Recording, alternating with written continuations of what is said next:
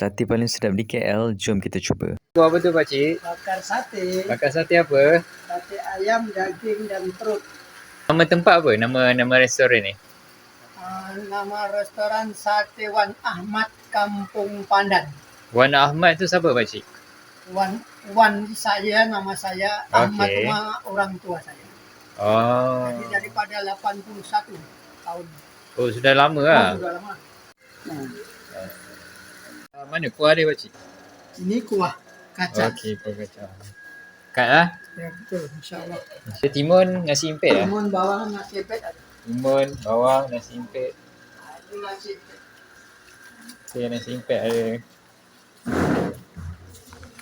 Ya. Perut.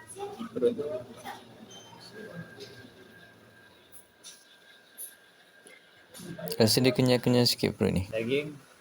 Dia ada rasa crispy bakar-bakar tu dan kuah dia sangatlah pekat dan sedap. Sama juga untuk ayam dia memang sedap. Makan sate kenalah makan nasi impit kan. Gempa bumi kejap mesti kena ada timun dan bawang kan.